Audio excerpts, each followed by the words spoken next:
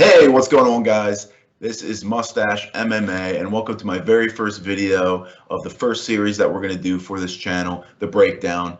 Essentially, how it's going to go is every UFC card, we're going to go ahead and break down each individual bout. We're going to go into each fighter, break down kind of their strengths and weaknesses, and then make an official pick of who is going to win that bout.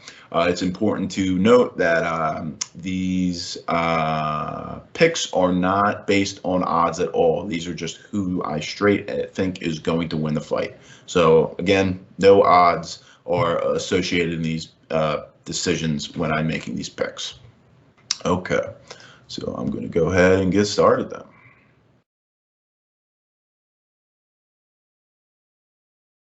All right, first fight of the night, first fight of 2022 for the UFC is a terrible one. We got Vanessa Demopoulus against Silvana Gomez Juarez. Women's MMA, especially the ones who are not at the the top of the rankings, they don't tend to be too flashy or exciting. But nevertheless, we have Vanessa Demopoulus, who we'll go into first. She's a really tough fighter, very hittable. She's got heart. She's not going to get finished herself, or she's going to do everything in her power to not get finished. But again, she gets hit a lot in her fights, especially on the feet. She really struggles with feints. When people throw those feints out there, she bites hard and then can get hit with a combination after that. She does have really good cardio. And she has an excellent ground game. That's really where she excels in her Brazilian Jiu-Jitsu game. However, the challenge for her is actually getting it to the ground. Her takedown offense is just so bad. Like, she cannot get a takedown for her life.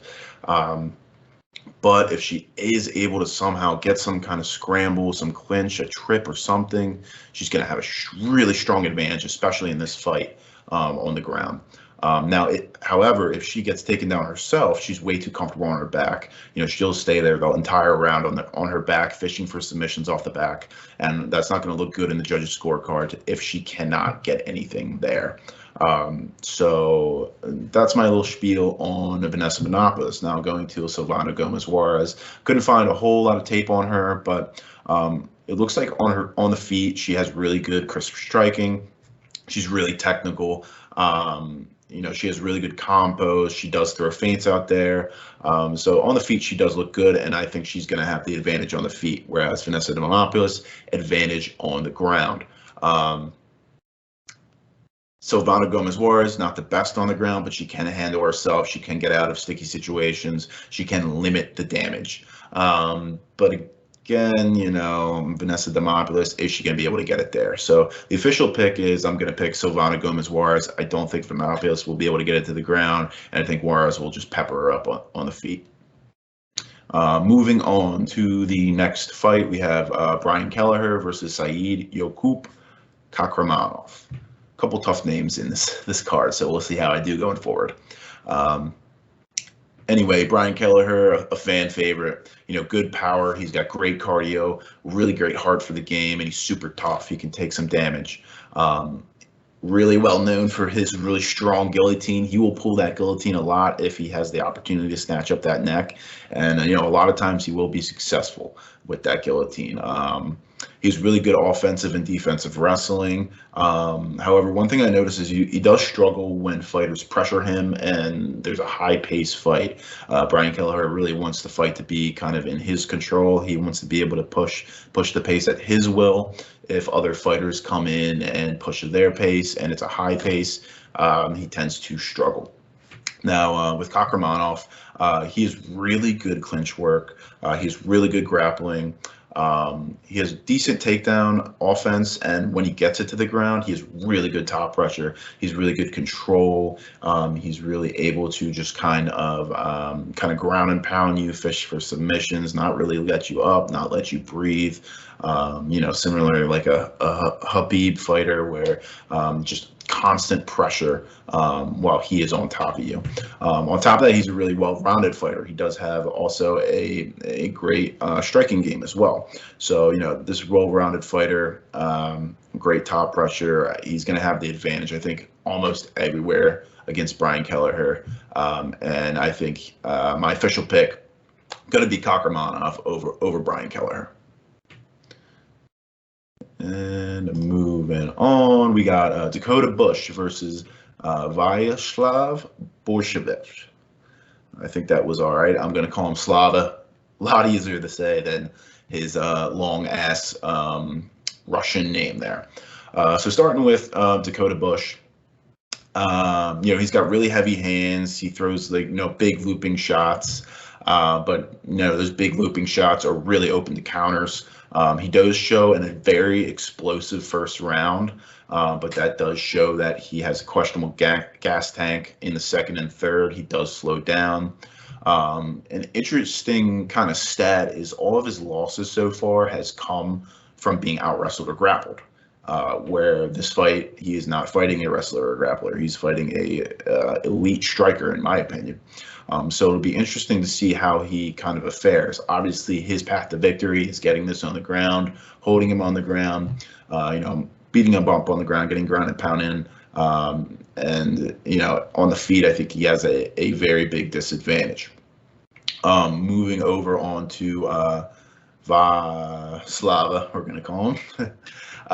Really good head movement. He really is great at keeping his head off the center line. It's really hard to find out, where he's going to be and where to throw that punch to get a connection. He has really high level kickboxing. He has something like a couple hundred fights under his belt in kickboxing, like something like 200, 300 fights, which is really insane. So that just shows the amount of experience he has in the striking realm and kind of how much better, in my opinion, he is than Dakota Bush in striking. His takedown defense is decent, but he does have a really good ability to kind of explode and get back to the feet, which is important because he's not good on his back. He's not good on the ground at all. I mean, if he gets on top of you, he does have a decent ground and pound game, but where he wants to be, where he wants this fight is definitely going to be on the feet at his range, at his will. On top of that, he does have really good shin. He has gotten clipped before, but he was able to recover. So, he can come out here and potentially eat a bomb from Dakota Bush, get rocked, but he might be able to recover from something like that. On top of this as well, he does have really quick and powerful hands. Like I was saying, a lot of experience in the kickboxing realm. Really elite striker. Those hands, those kicks are fast and they hit hard. Especially with Dakota Bush throwing those big looping shots, being really open to counters. I really favor Slava in this one. I think he'll probably get a knockout, and Slava is going to be my official pick. Moving on, we have TJ Brown versus Gabriel Benitez. Another good one. So TJ Brown, I'm not sure how I feel about TJ Brown. I feel like he is on the edge of really being UFC caliber level. I think he really got handed a win against Kakhramonov his last time out. I gave that to Kakhramonov, that fight, and he shouldn't really be in the UFC after another loss because I think that would have put him at 0-3, I believe. But instead, Kakhramonov got the boot. TJ Brown gets one more chance against Gabriel Benitez. So jumping into TJ Brown, he does have really good wrestling. That's kind of really his strong suit. However, he doesn't have the greatest takedown defense. So he can get taken down himself, and he can get beat up on the ground. His takedown offense is okay. It's not bad. He can get fighters down, but the thing that really he struggles with is keeping fighters on the ground. So that's really going to be a huge disadvantage to him, because if he can't keep Gabriel Benitez on the ground, he is going to struggle mightily, because Gabriel Benitez is going to have that striking advantage over TJ Brown. However, I will say TJ Brown does throw a lot of volume on the feet, which looks good in the judges' standpoint. So if he is able to throw a lot more volume than Gabriel Benitez, maybe he squeaks out a decision win. Going back to the takedowns, another point I wanted to make is he's really reckless with his takedowns. I've seen in his past fights, he goes crazy with the takedowns, and he doesn't really secure them with the best technique, and he's really easily able to kind of get reversed and be on the wrong side of that takedown where he ends up on the bottom. So yeah, TJ Brown, I'm not in love with, and yeah, going on to Gabriel Benitez, he's been kind of a veteran of the game for a while in the UFC. He's had a good amount of UFC fights under his belt. He's really strong leg kicks. His striking is just really crisp, really powerful. When he does get taken down in the past, he can get right back up, and I think that's going to be a huge factor here. The TJ Brown's really going to try to get, use that wrestling, take him down, try to control him, but it's not going to work. TJ Brown's just going to gas himself out trying to wrestle because he does just have a strong disadvantage on the feet. Gabriel Benitez, he has decent takedown defense, but again, if he does get taken down, I'm not worried that he's going to stay there the whole round. I think he's going to be able to get back up to his feet easily. TJ Brown, I think with all that wrestling, he's really going to tire himself out. Gabriel Benitez on the feet is just going to pepper him up, beat him up. And official pick is going to be Gabriel Benitez, and I think he might be able to finish this one. Moving on to the next fight, we have Brahimaj versus Court McGee. This is a good one. I really like Ramiz Brahimaj. He's a really good prospect who had a really tough opening opponent when he came into the UFC. He fought Max Griffin, who's probably like a top 30 fighter in the UFC.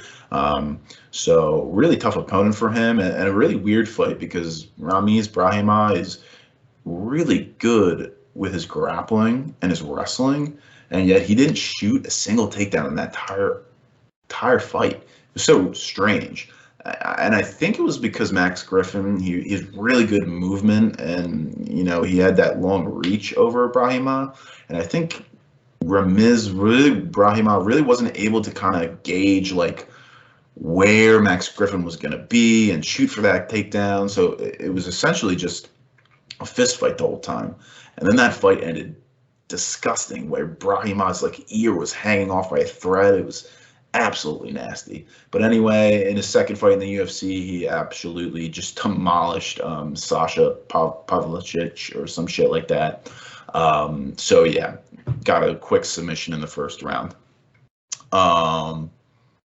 So yeah, going over Brahimaj, he's really good offensive ground game. If he gets you on the ground, again, similar to like I said about Kakhramonov, he has that high pressure when he's on your back, when he's wrestling you. You are going to work hard to get back to your feet if you even can. You're going to be fighting off ground and pound. You're going to be fighting off submission attempts. This dude is going to be able to, gain an advantage in his positioning easily on you if you are not careful. He's a really explosive in the first round. He does use up a lot of energy, which could potentially be dangerous. We don't really know his gas tank. Max Griffin, he did go into the third round with, but again, he wasn't really as explosive as he was in all of his other fights. So if he comes out being that explosive Brahimaj that we know, how is he going to fare in the second and third round? Does he really have that cardio that he can deal with? We just don't know. He does have really powerful hands on the feet.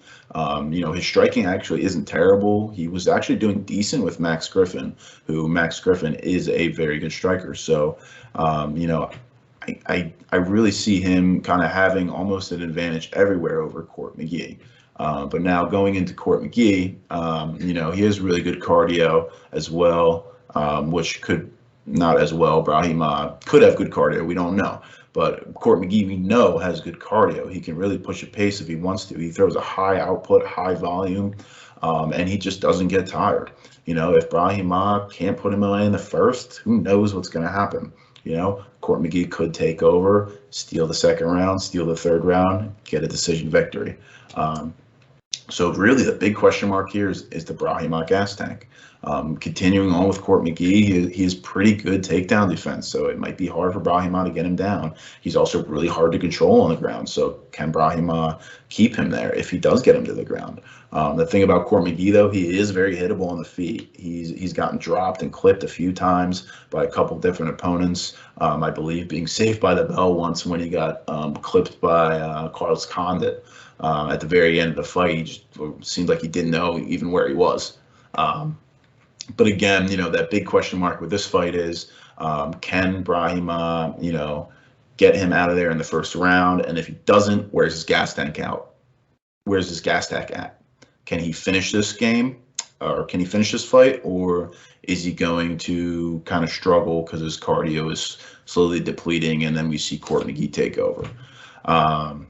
But anyway, my official pick is going to be Ramiz Brahimaj. I do believe that he's going to do well. He's going to have a dominant first round.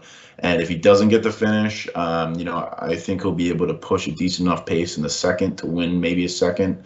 And then maybe he slips in the third with that cardio. But again, that cardio is a big question mark. We don't know where it's at. Okay, moving on. We got Jamie Pickett versus Joseph Holmes. Jamie Pickett on the Contender Series 3 times, finally getting a contract on his 3rd time against a pretty mediocre opponent, in my opinion.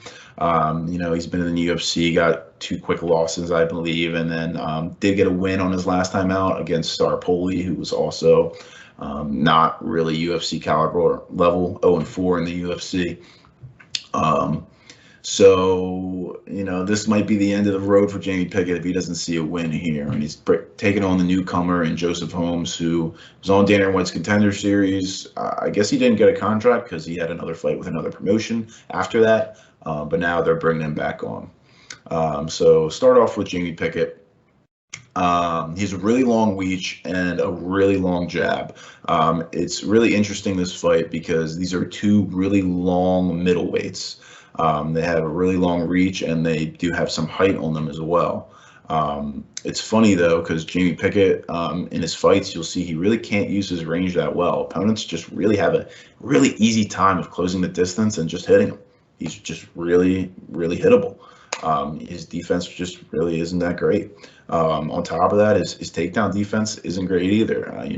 Thinking having that long reach, being able to see your opponents coming in and going for that, level change, it doesn't seem like it phases him, and his takedown defense just isn't that great to me. Additionally, people are constantly closing that distance on him, clinching up with him, and he gets beat up in the clinch. He doesn't have really a good clinch game.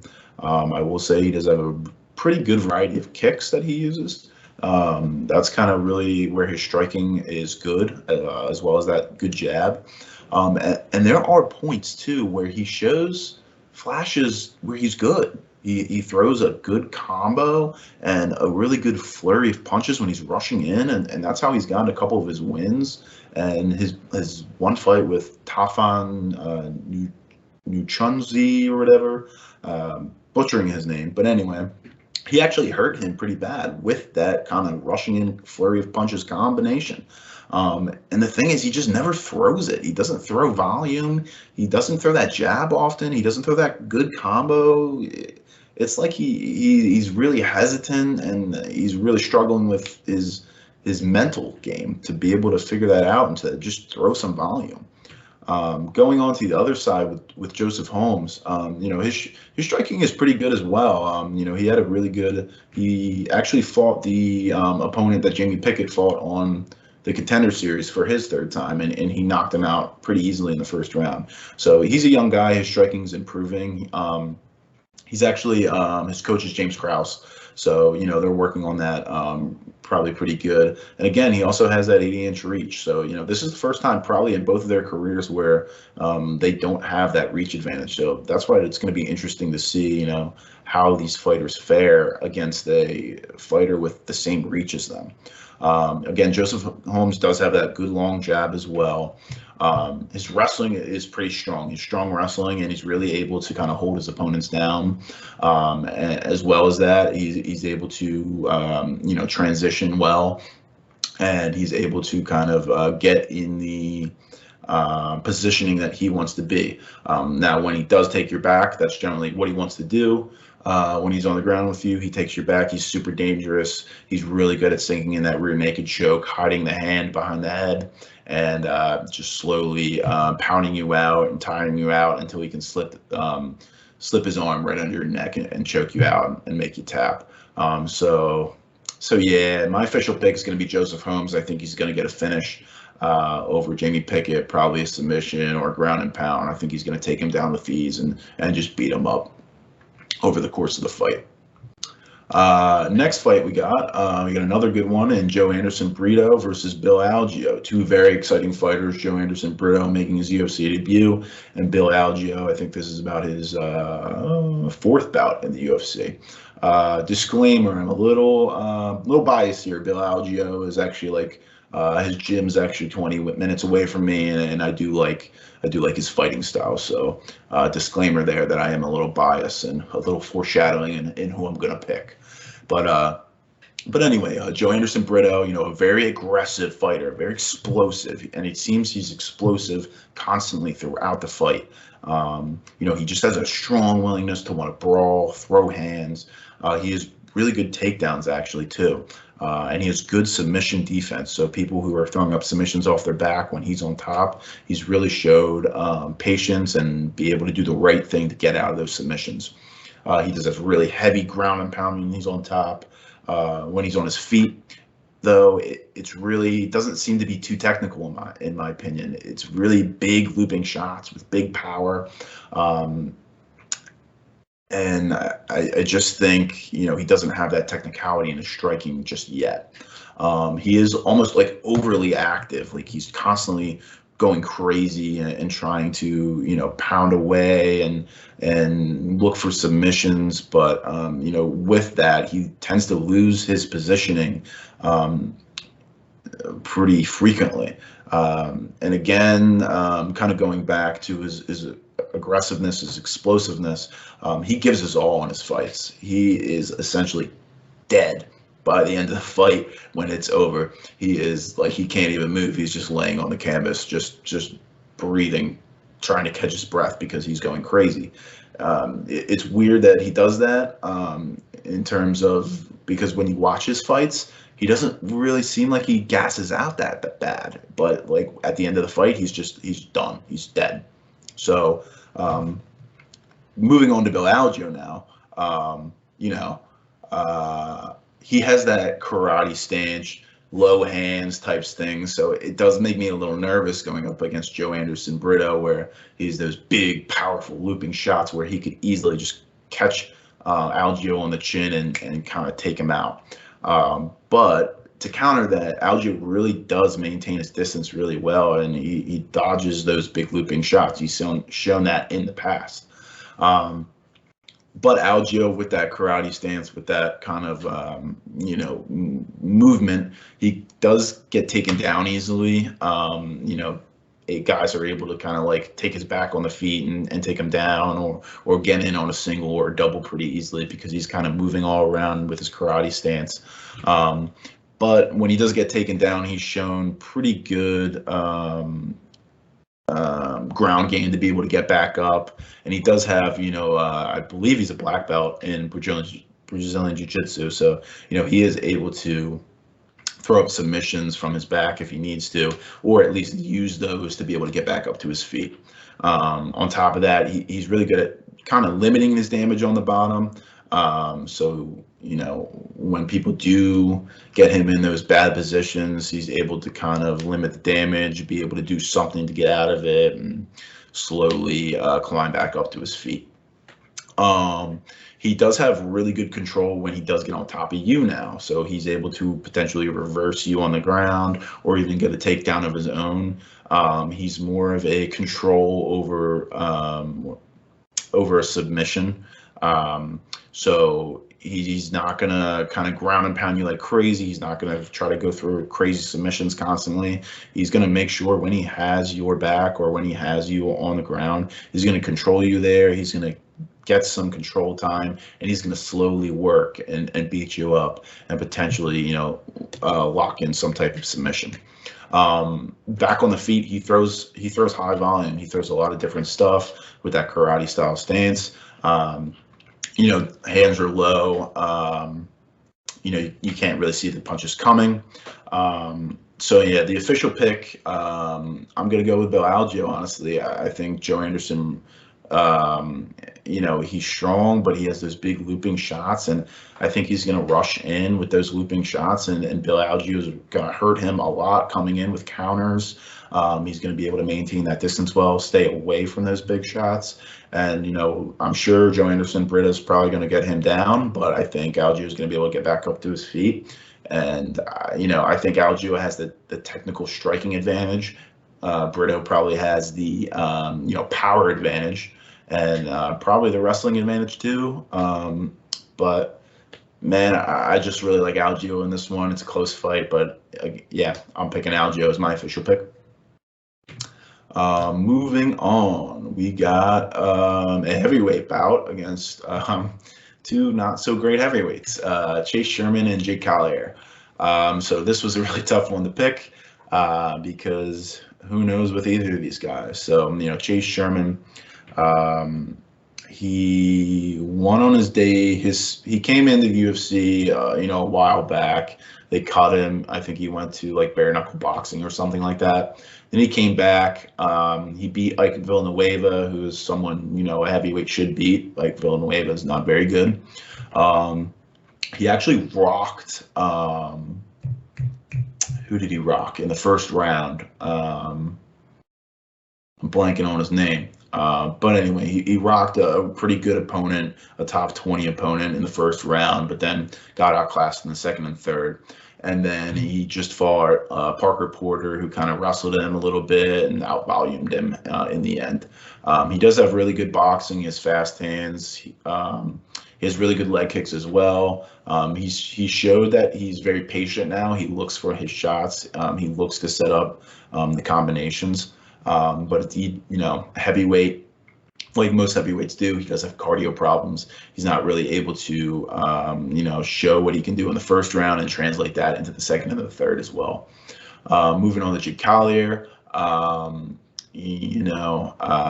more point I wanted to make about Chase Sherman is, which is strange. He almost like doesn't believe in himself when he's performing poorly, or he'll constantly ask his coaches like, "Oh, how did I do in that round? Like, what's going on with this?" Like, he almost like has really bad, mental stigma of himself. Like, if he doesn't have a good first round, it's not going to look good for the second or the third either, because he's almost like giving up on himself. So it's a good thing to probably point out if you're picking or betting on this fight.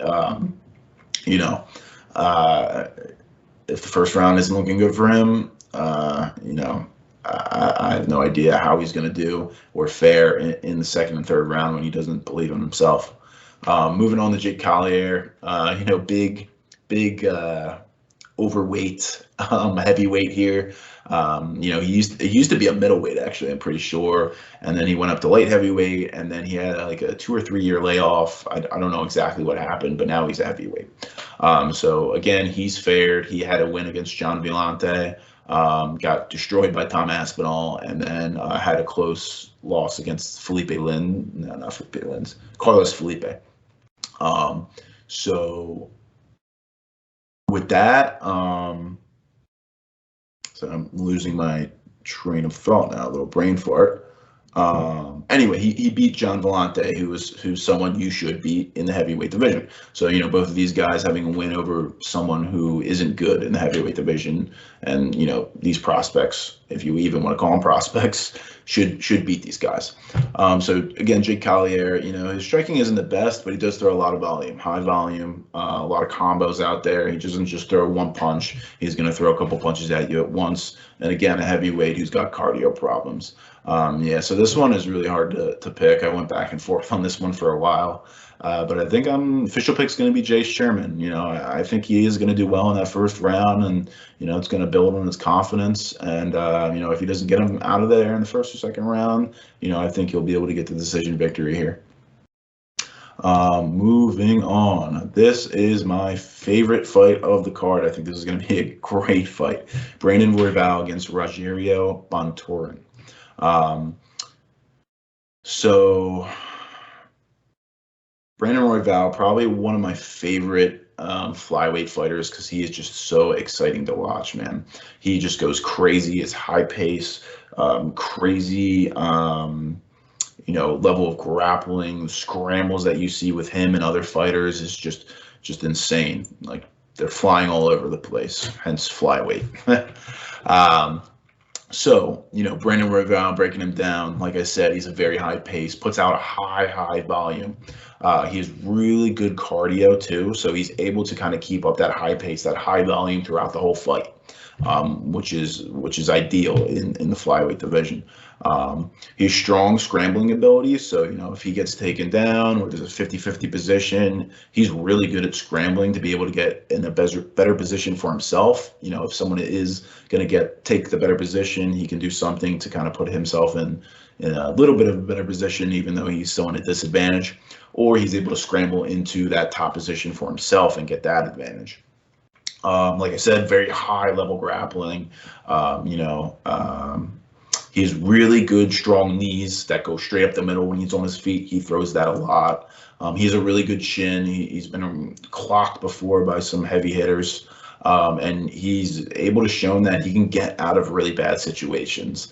However, his last fight against Pantoja didn't fare well for him as he got choked out, but he's shown in the past in that fight and even in past fights before, when he gets in those bad situations, he is really able to get out of those situations and get back to the feet and then put on his high pace and high volume again.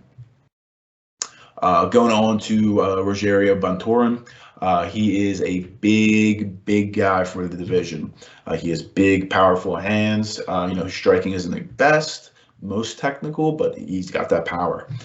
He has really good leg kicks. He's also a really good grappler. His last fight against, I believe it was Kakhramonov, he had Kakhramonov almost dead to water in the first round. He had his back for like 2-3 minutes, trying to sink in that rear naked choke. Kakhramonov had it a couple times, so Kakhramonov was able to break off those hands, get out of the position. When he's on the ground and he takes you down, he really flows. When he's into his positioning on top. So, he's constantly trying to advance into a better position on the ground. However, going off of his last fight with Kakhramonov, I think his gas tank is really questionable. He had the back of Kakhramonov for 2-3 minutes, maybe longer. Was, throwing some ground and pound, trying to sink in that rear naked choke. Had the body triangle on him, squeezing him. But he wasn't able to get the finish, and then it got back to the feet, and he just didn't look like he was 100% there. Like he really needed a break, which led to Kakhramonov just clocking him and knocking him out. So the official pick here is going to be Brandon Royval. I think that high pressure, high pace is really going to get to Rogerio Bontorin, and he's just not going to have success here. He may have some success in the first round. But I think Brandon Royval, if he doesn't get a finish anywhere within the fight, I think he'll take the second and third round. So, yeah, official pick going to be Brandon Royval. Moving on to another women's MMA fight. Chookagian against Jennifer Maia, 2. They actually fought previously, so they're going to run it back. Again, a little biased. Chookagian, my girlfriend lives about 20 minutes away from her hometown in Quakertown, PA. So a little bias in this breakdown. But anyway, let's get into it. Chookagian, a really good striker, very good technical striker, high volume. You can call her a point fighter. She doesn't get finishes. She just peppers people up on the feet and gets decision victories consistently. She has really good cardio. She can put on a really good pace for the entire fight. She's really good footwork. She's constantly moving back and forth, bouncing on her feet. Again, technical striker. She really keeps her range well as well. She does have the reach advantage, which she does in this one. She has a nice 4-inch reach advantage. She can keep that range really well, which is important because Jennifer Maia is one is gonna want to get this one to the ground. She has that advantage on the feet, where Jennifer Maia has that advantage on the ground. Katlyn Chookagian also has really good vision. She has a really good fight IQ. So her vision, she's able to see people coming in. She's able to react quickly. She's able to get out of the way of any strikes, any blitzes coming forward, any level changes coming in. She can react to that pretty quickly. Going on with Jennifer Maia, she's a really big and strong girl for this division. If she gets you down, she can hold you down pretty easily. It's going to take a lot of energy to get up. Like I said, when I was breaking down Chookagian, Jennifer Maia has that ground game advantage. She has a really great ground game. She's really good jiu-jitsu. She's going to hold you down. She's going to be patient when she gets you down, because she knows she can hold you down, and slowly work her way into a good advantage position where she can try and get some ground and pound off. She's going to get some control time, and she's going to look for that submission. Her takedown offense isn't the best, though. I don't love her takedown offense. I just don't think she's really looking for it as often as she should, and I just don't think she's as successful as she could be, which is going to fare well for this fight, because, again, she does not have the advantage on the feet. Now, she does have decent hands on the feet, but, again, Chookagian kind of blows her out of the water with her movement, with her maintaining her distance, actually with her striking, with her combinations, with her counters, so on and so on. So official pick is going to be Katlyn Chookagian. I think she's going to get a decision victory here and just get 2 out of 3 rounds like she did in the first fight. And last fight of the card, we have the main event, Calvin Kattar versus Giga Chikadze.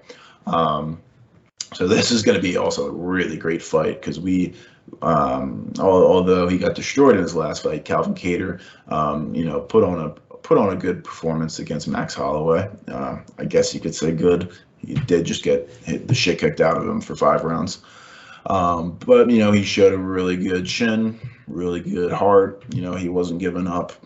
So it'll be interesting to see how he fares against Giga Chikadze. He was coming off of 3 straight finishes. So go ahead and get into it.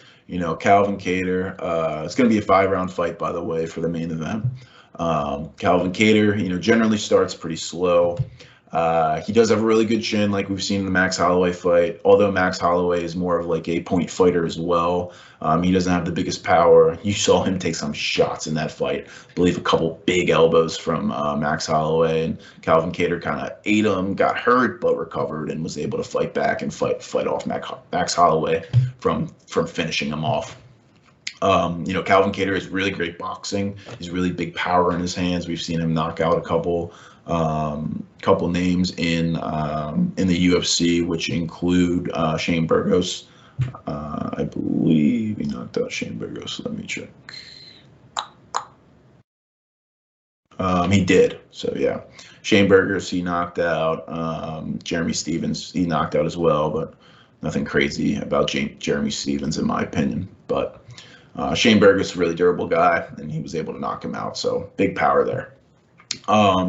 Thing about Calvin Kattar and his power, though, he's really like a headhunter. He doesn't really mix up to the body a lot. He doesn't mix up to the legs a lot. He's like really just swinging like 70 to 80% of his shots are going to be at your head. So I think the team at the Giga team is really going to be aware of that, and they're going to make sure that he doesn't get clocked in the head, because that's where all the strikes are going to be mainly coming from. He does have a really long, accurate jab. His striking, he's really good striking defense as well. But he carries his head like a boxer up top, and that leaves him open to body shots, which is where I'm pretty concerned about this fight, because we've seen in the past Giga Chikadze, his kicks are deadly. That liver shot, deadly. Calvin Kattar's tough. He can take shots to the dome, but we haven't seen him take giant shots to the body like Giga can give him. So it'll be interesting to see how he reacts to taking some of those kicks to the body. Continue with Kattar. He has really good counters. He puts on a good pressure, and he can wrestle. So he can, if he wants to, take this one to the ground, where Giga does not have the he doesn't really have a wrestling background much at all. So yeah, that's pretty much the spiel on Calvin Kattar. Moving on to Giga Chikadze. Really quick, powerful kicks. And he has a wide variety of kicks that he likes to use. These things come in quick. You don't see him. And again, smashes you to the body, head kicks, whatever they may be. And again, switches it up consistently with those kicks. Another karate style guy, hands low, but again, maintains that distance really well. Calvin Kattar is gonna rush in a little bit because he does have a slight reach disadvantage. He's gonna rush in a little bit, plot forward, try to really swing at his head. But again, Giga really moves his head really well. When Giga gets taken down, he's shown the ability to get back up pretty easily. So again, if Calvin Kattar can get this one to the ground, can wrestle him, is he going to be able to keep him there? And then Giga, he does have a good gas tank as well as Kattar. They both have really good gas tanks, and they both can carry very good paces. Calvin Kattar getting beat up by Max Holloway, he still kept up a good pace and was getting progressively, throwing more as the fight went on, even though he was getting destroyed. And Giga Chikadze, the same thing. We've seen him just pick up paces as fights go on. The thing I like about Giga too is he really mixes up his head, body, leg shots a lot. So, unlike Calvin Kattar, who's constantly just kind of fishing for your head most of the time, Giga really hits your body, your legs, your head, and has a good percentage mix of where he's shooting those shots. So for this one,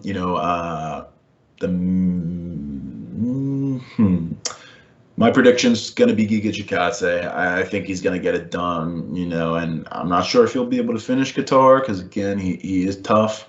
But I think I am going to go with Giga Chikadze here to get the victory, and that's going to be my last official pick of the card. So thanks, guys, for tuning in. Appreciate you guys watching the video. If you did like the video, please make sure you subscribe. That'd be a great help to me starting out. And also drop a like there. And, if you do have any disagreements, please, leave a comment down below. Let me know what you think, who you think's going to win any of these fights that I went over. And, if you disagree with me, feel free to leave a comment below. Thanks a lot, guys, and look forward to seeing you later this week. Actually, I got 2 more shows coming up this week. Best bets, which I'm gonna actually be going on into the odds and looking at the odds of each fight and see kind of what bets I would like to place for this entire card. And then parlay plays is our other show that we're gonna do. So that's where we're going to go through a couple different parlays, have a little bit of fun with it. Parlays aren't the best bets to make, but they are the funnest bets to make. So look out for those 2 shows coming later this week. And yeah, I'll see you guys later. Thanks for tuning in.